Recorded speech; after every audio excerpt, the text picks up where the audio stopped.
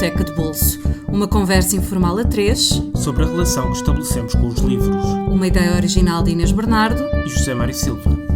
Olá, bem-vindos ao Biblioteca de Bolso, um podcast onde os livros são sempre o ponto de partida para falarmos das pessoas que os leem e de como os leem.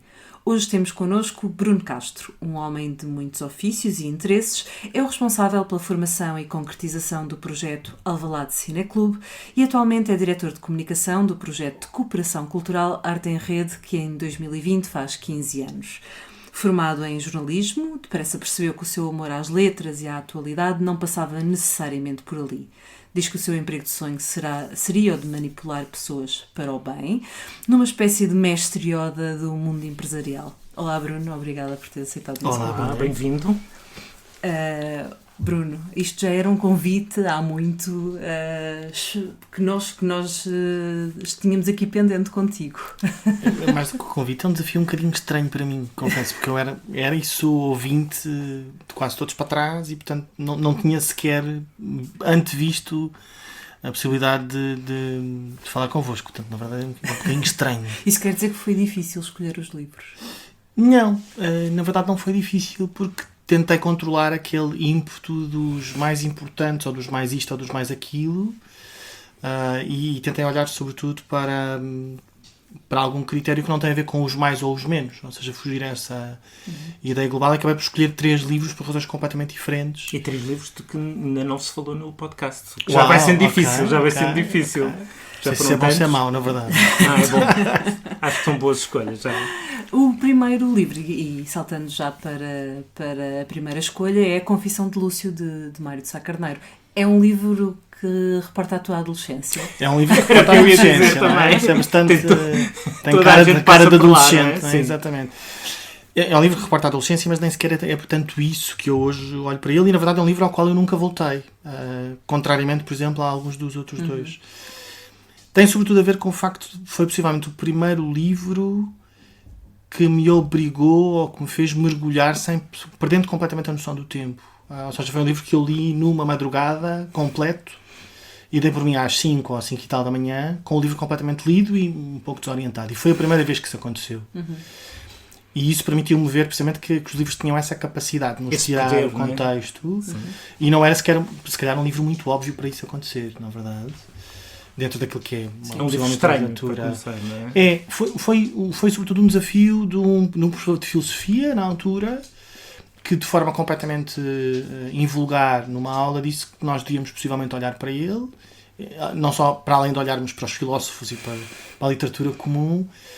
E eu nesse dia agarrei no livro e não acordei, adormeci às 5 da manhã, na verdade, tentei adormecer às 5 da manhã, depois de o percorrer e de perceber que os livros tinham precisamente essa capacidade de nos obrigar quase a mergulhar neles.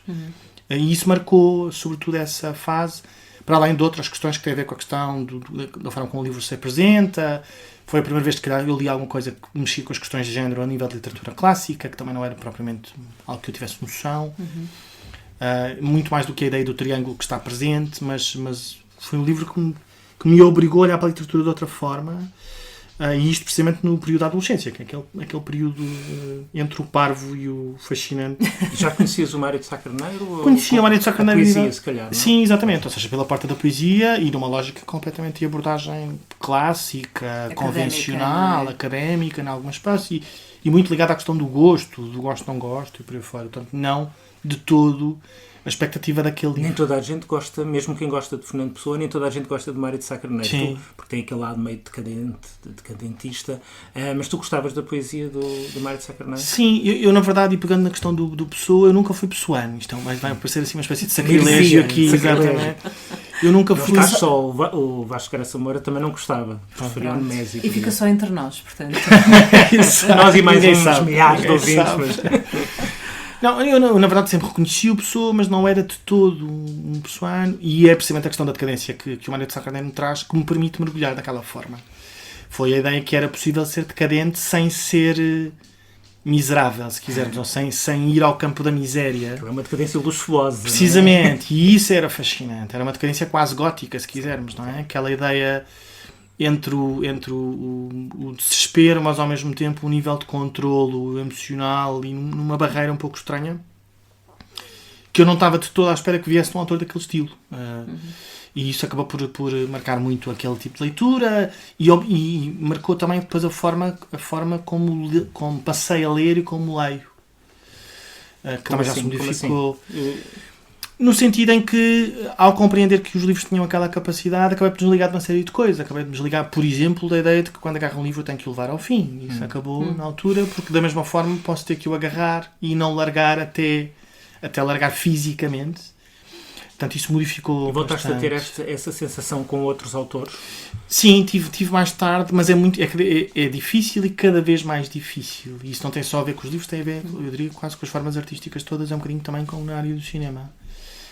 Que é quanto mais, no meu caso pelo menos, quanto mais lemos ou quanto mais vemos, mais dificuldade temos em espantar-nos, não é? A questão do espanto é mais complexa.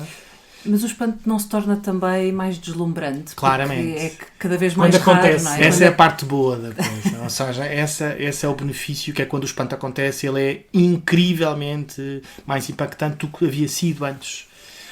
E foi isso que o livro trouxe. O livro trouxe uma dimensão de espanto que eu não tinha tido e que depois voltei a ter muitas vezes naquele período, porque também é uma fase muito de descoberta e na verdade foi onde eu acabei por criar não só consolidar hábitos de leitura, mas sobretudo criar algum imaginário, e onde investi muito em termos de leitura, se calhar mais do que no resto da vida, se quisermos.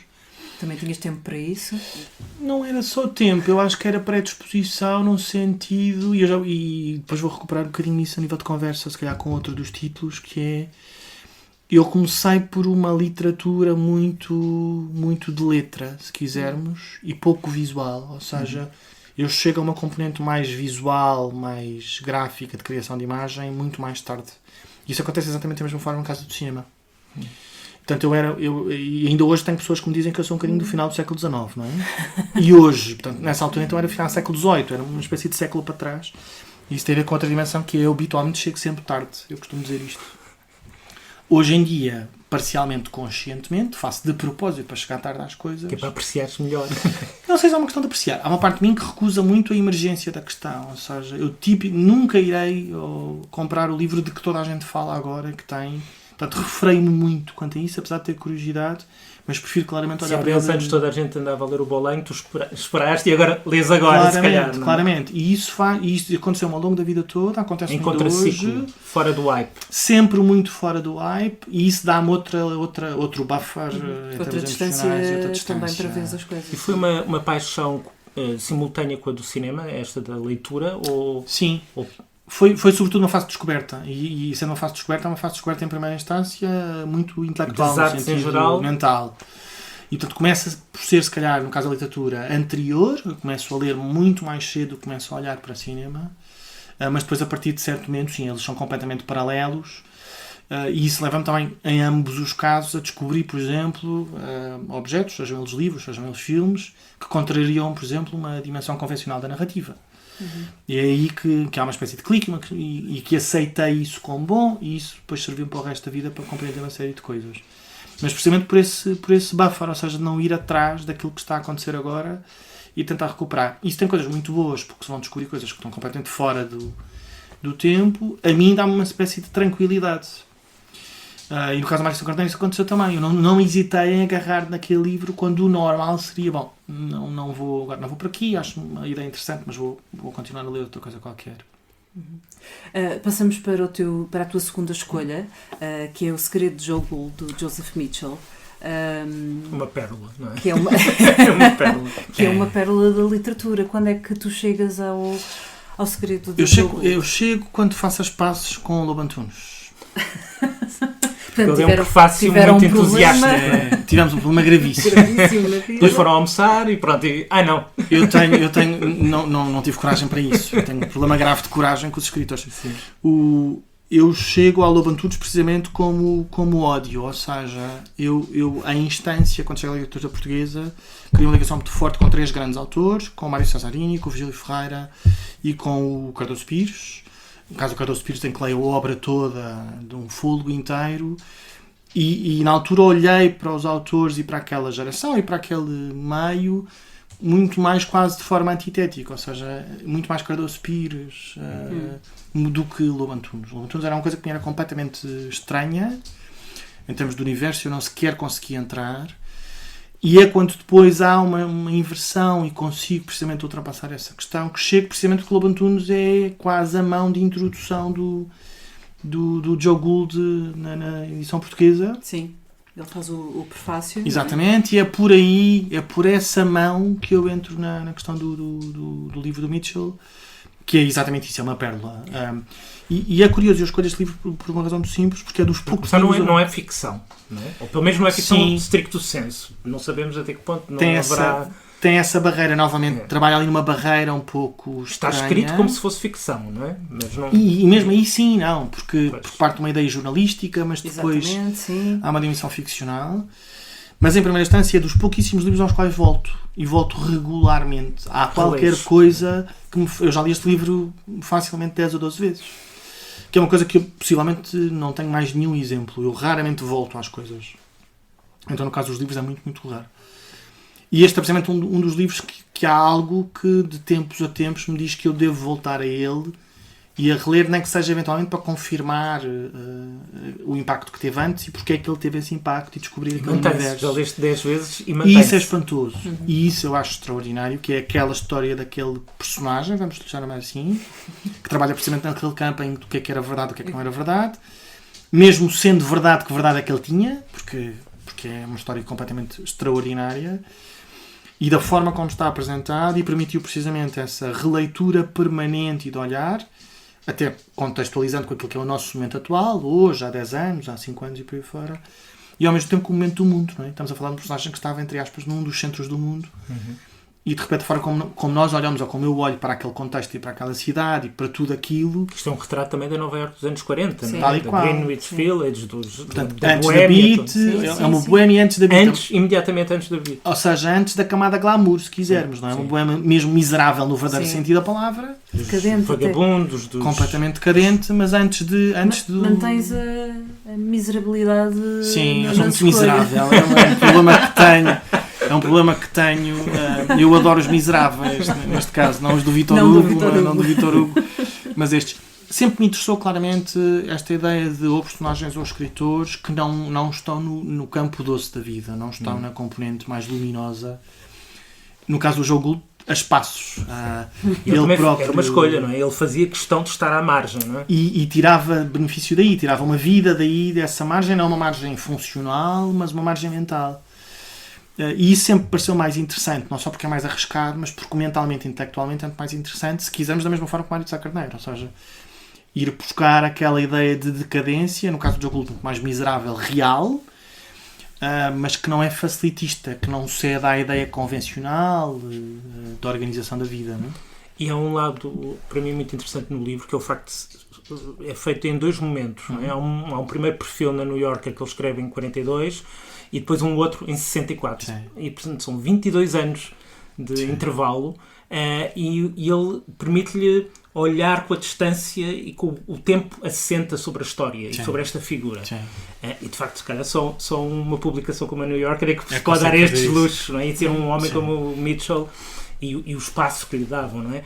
Mas, de facto, é um momento único mesmo na história do jornalismo, eu acho. Não, porque isto está nesse campo entre a literatura e o jornalismo, não é? É as duas coisas ao mesmo tempo. E depois consegue lidar com isso pela felicidade que tem, não só pela qualidade do próprio Mitchell, mas pela felicidade que tem, ou com a história, ou com esse buffer de tempo, se quisermos, não é? E isso vai bater inclusive naquilo que falávamos há pouco da questão do chegar tarde, ou que apesar de olhar para trás, ou de rever, ou de repensar. E o Mitchell tem essa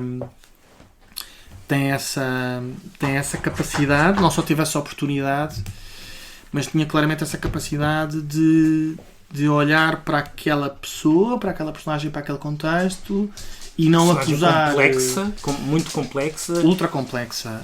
E é uma personagem quase mais literária do que os próprios personagens literários. É quase impossível pensar numa personagem mais literária. E isso é que torna desde o facto de ser o professor incrível. Gaivota, não é? Que falava gaivotês, falava com as gaivotas, até toda a história, aquele projeto mirabolante dele de escrever a história oral. A história, sim, história. quase uma enciclopédia milhares de gigantesca. entrevistas. E não vamos revelar qual é o segredo, Exato. se calhar para não estragar a Sim, leitura. e ao mesmo tempo dando todo o contexto que estava à volta disso. Ou seja, é possivelmente aqui que eu chego a uma literatura mais visual, em que consegue criar imagens e consegue posicionar, e portanto de repente tudo o que ele conta. Vinhetas daquela Nova Iorque, não é? Exatamente, e chega-se a uma Nova Iorque que é incrivelmente mais interessante, eu diria, do que a Nova Iorque contemporânea. Não é? E tu hoje em dia já andaste naquelas zonas? Já.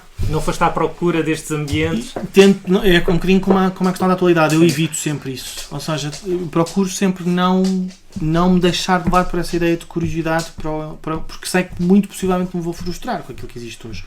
Eu hoje falava com alguém precisamente sobre essa questão da camada de verdade, a propósito de outra questão, que é uma história que também podia ser literária, e que tem a ver com um bocadinho a história da alimentação na cidade de Lisboa e os espaços que existiam e que deixaram de existir, e não querendo bater muito no cego, salvo seja, apesar disto ser um podcast, portanto dava para fazer várias questões, que tem a ver com a cidade de Lisboa teve ao longo do século XX um processo migratório, nomeadamente de imensos galegos para a cidade, que foram quem trouxe a ideia das tascas, quisermos, parcialmente, porque havia outras coisas, mas... E o último que eu conheci há alguns anos atrás era na Rua das Pretas, que era o tio Pepe, que era um galego, e era uma tasca onde se entrava e na verdade não havia menu, não havia preços, não havia nada, e ele geria essa informação da forma como, pela relação que tinha contigo ou comigo. Ele é que decidiu o que é que tu ias comer. Tu perguntavas no fim, no início perguntavas o que é que ias comer e no fim ele dizia-te, olha, é mais ou menos isto, é X. E essa camada de verdade e de genuidade dá a ideia que já desapareceu, ou que praticamente está a desaparecer. É muito lugar, raro. As tascas estão a desaparecer. Completamente. É raríssimo conseguires encontrar uma tasca em Lisboa. E depois, além disso, mesmo as que existam, de facto já não têm esta camada. Eu ainda recentemente, não em Lisboa, e não vou revelar onde é, para deixar aqui um suspense, almocei numa tasca habitualmente, exatamente, e aconteceu uma coisa fascinante, que é outra coisa que podia constar de um livro e devia ser escrito a algures, que é quando estou a pagar no fim, no balcão de pedra, o senhor que está a receber, antes de mim, recebe um casal de pessoas que vivem ali, que nota-se claramente que são locais, mas que ao vir pagar trazem cada um deles o seu copo de vinho no fim. E eu achei aquilo um pouco estranho. E então, na verdade, eles pagaram e depois ele tirou um pequenino copo de 3 que encheu com vinho e brindou com eles para se despedir deles para saírem. Engraçado. E isto é quase de ir às lágrimas, quer dizer, sim. É uma noção de verdade da relação das pessoas que é quase impossível de assistir hoje em dia no seu fundamento. E é este tipo de criação de imagem, de verdade das coisas, que o Mitchell traz muito também no caso da história do Gould, não é? Aquela história tem uma verdade própria, mesmo sendo ficcional ou não, e ele próprio... Mas... O livro foi adaptado ao cinema, viste? Não vi. Não viste aquele...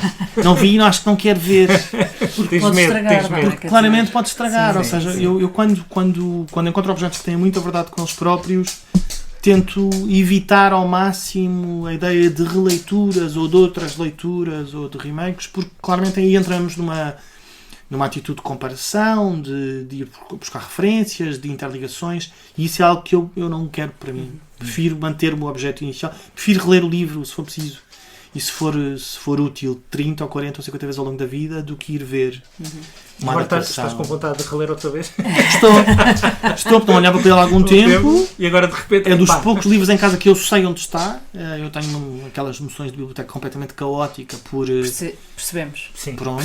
Olha à volta. Já tive vários modelos e às tantas de si, então faço aquela questão da boa vizinhança completamente anónima. A alfabética e a arrumação caótica, pronto. Já tive várias de claramente de si, agora é uma questão de boa vizinhança informal, se quisermos. Okay. Mas este é dos poucos onde eu tipicamente sei, porque lembro-me perfeitamente como é que é o livro e sei tipicamente onde é que ele está, porque ele passa Lombada roxa, não é? Lombada roxa. É um livro ao qual tu voltas, e é dos poucos livros ao qual voltas, e é um livro que ofereces ou recomendas? Não. É um segredo só teu? Não é uma questão de ser segredo, é uma questão... Essa é uma excelente pergunta sobre a qual eu não tinha pensado em profundidade, mas... É para isso que cá estamos. Na verdade. Há livros que eu ofereço muito. Sofá, repara. Há livros que eu ofereço muito. Há livros que eu ofereço tanto que já cheguei à Feira do Livro e comprei 8 cópias para oferecer e a editora ficou a olhar para mim e eu disse é para oferecer e eles agradeceram imenso. Claro. Continuo. Exatamente. Foi extraordinário. Que eu não vou ter qual. Nem a editora? Não, é a Tinta da China, mas é o livro sobre o terremoto do Rui Tavares. Sim. Okay. Porque é precisamente a oportunidade de visualização. A edição em inglês. Exatamente, eu vi que saiu agora. Sim. Podes oferecer aos amigos estrangeiros também. Que é verdade, e que é uma prenda incrível para um amigo estrangeiro. Pois é, se para um português é extraordinário, para um estrangeiro então é incrível. Mas, e porquê? Porque eu acho que o livro traz precisamente essa camada de visualização. Aquela ideia do que é que isto seria se não houvesse terremoto. Pois, claro. E o livro descreve isso de uma forma pormenorizada, quase de mapa, se quisermos. É um livro que eu ofereço muito. Neste caso não ofereço, não é uma questão de ser segredo, mas é porque é algo que, na verdade, e sendo profundamente honesto comigo próprio, não tenho vontade de partilhar. Ou seja, a ideia de que este livro é extraordinário não me traz nenhuma vontade de o partilhar desse ponto de vista. Evangelizar os outros, vejam como isto é bom. De todo. Posso referi-lo, e já o referi muitas vezes, mas não é o suficiente. E ficas contente quando alguém também te diz que leu e que gostou? Nunca aconteceu. Não? Não. E agora? Nunca aconteceu. Agora sim. Agora sim, mas na verdade até hoje isso tens nunca... Tens que vir um podcast como este. Nunca aconteceu. E porque pode acontecer exatamente aquilo que eu não quero, que as pessoas dizerem depois fui ver o filme e afinal o filme não sei o quê. Portanto, entramos numa dinâmica... Eu também não vi o filme. Duvido que seja grande espingarda, mas pronto. Mas por acaso nunca... É verdade, nunca... É um livro que nunca ofereci.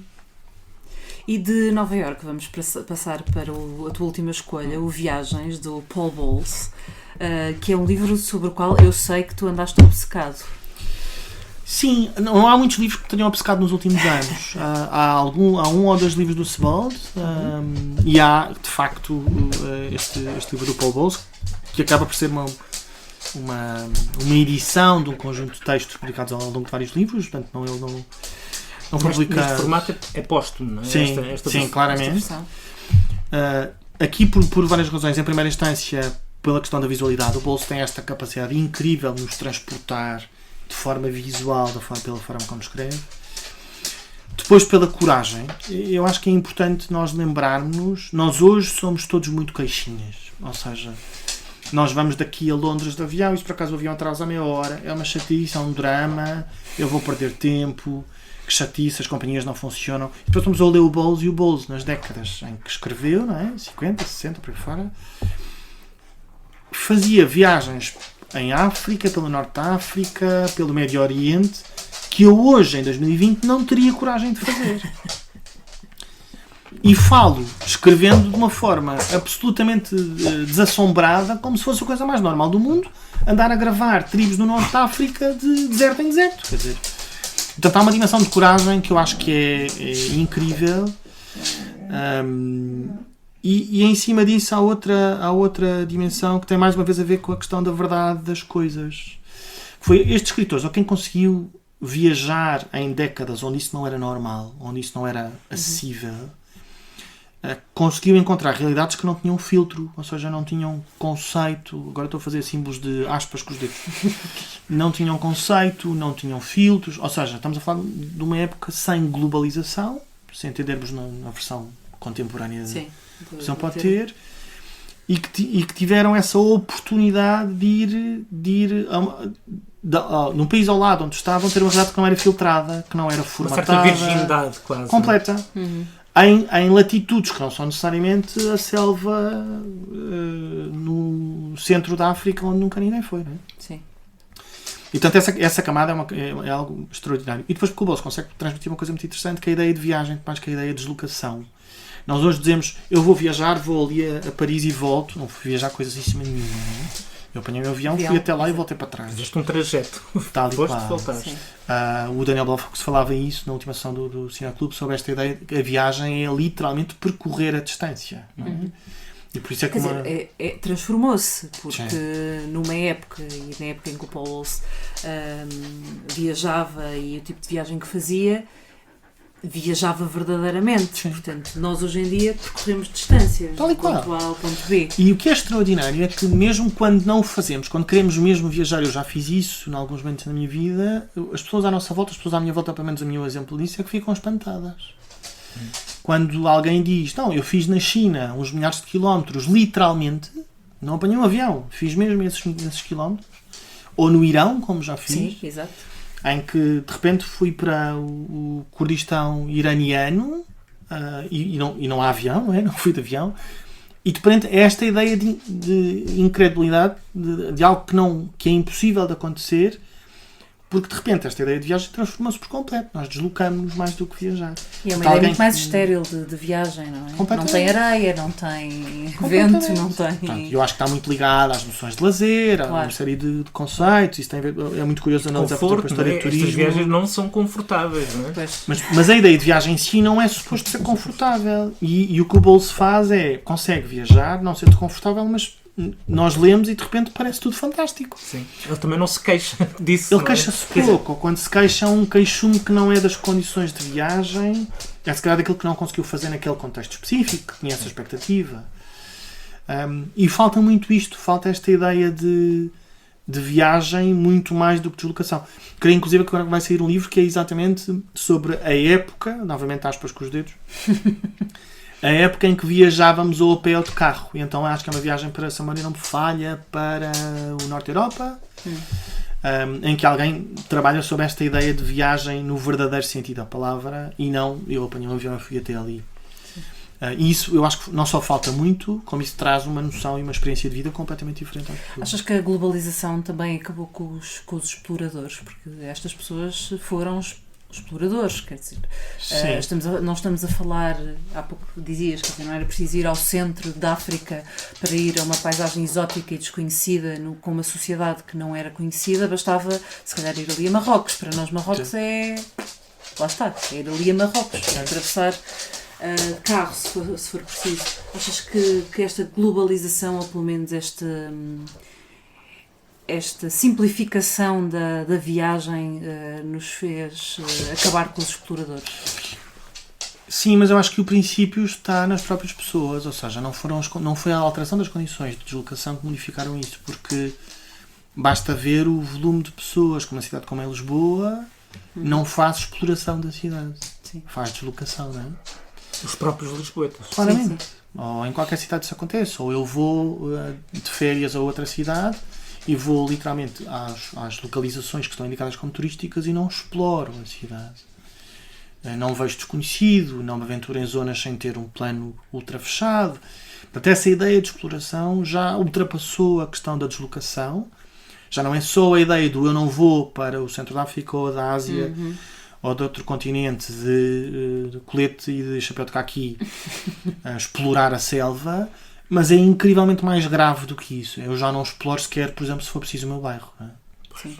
Eu já não faço esse trabalho. A ideia de eu percorrer o meu bairro e explorá-lo naquilo que ele tem ao nível do detalhe já é muito pouco comum, e isso tem a ver com atitude. Isso tem a ver com atitude humana, se quisermos. Eu vivo numa zona de Lisboa onde existe a última loja de amolador da cidade. Ou seja, o último local físico onde o amolador tem uma loja onde faz não só os seus trabalhos, afiar facas, tratar... Mas é uma loja. É uma loja que tem um nome maravilhoso chamado A Boa Ideia.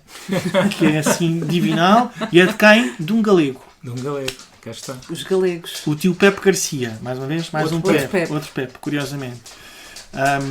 E que a esposa, que também trabalha lá com ele, trata sempre por Garcia. Ou Garcia, afia aí a faca, coisas do género. E quando eu conto esta história, é no centro de Lisboa, não sei se já me cruzei com alguém que dissesse: curioso, não fazia a menor ideia, mas vou explorar. Ou no meu bairro também já explorei, já vi. Portanto, há aqui uma dimensão de atitude humana que isso sim vai bater na questão do comodismo. E não tem a ver com eu quero ir num avião ultra cómodo daqui até ali. Tem a ver com essa ideia de exploração. Parece que de repente não só há a desculpa tempo, mas tem a ver com a ideia de conforto. Não é confortável de facto de explorar.